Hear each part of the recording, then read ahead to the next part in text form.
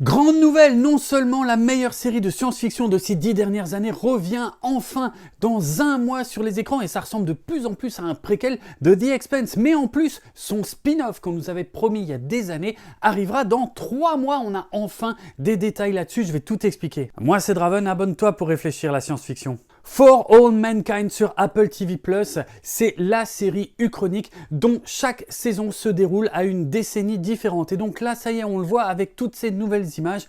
La saison 5 se déroule en 2012 et clairement, le torchon brûle entre la planète Terre et la planète Mars. Visiblement, ils ne s'entendent plus du tout. Mars veut prendre son indépendance, la planète Terre n'est pas du tout d'accord et évidemment, nos protagonistes qu'on suit déjà depuis 4 saisons pour certains d'entre eux, vont se retrouver évidemment comme d'habitude dans cette série, probablement un petit peu des deux côtés de l'histoire et on va voir où tout ça va nous mener. Je suis très impatient de voir enfin la suite de For All Mankind avec quand même un espoir très clair. J'espère que cette saison 5 va redresser la barre et revenir au niveau des 3 premières saisons parce que la saison 4 c'était quand même pas trop ça. Et oui, clairement toutes ces tensions entre la Terre et Mars me font penser à The Expanse, une version comme l'origin story de The Expanse. C'est assez rigolo la façon, les petites ressemblances qu'il peut y avoir. Bref, on verra ce que ça donne.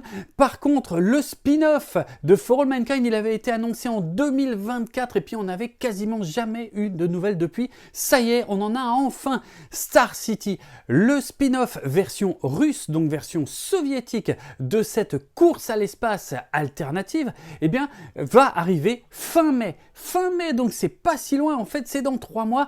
Et donc, alors à ma grande surprise, ça se passe pas à la période que je pensais, puisque ça va se passer en fait pendant la première saison de For All Mankind. Oui, on revient en fait dans les années 60, 70. Apparemment, l'idée c'est de nous raconter les coulisses du fait que les soviétiques ont été les premiers à marcher sur la Lune, chose qu'on découvrait dans le premier épisode de la première saison de For All Mankind. Voilà, dis-moi si tu es excité de ce retour. En tout cas, cette année, on va en avoir plein. Moi, je suis très content de ça.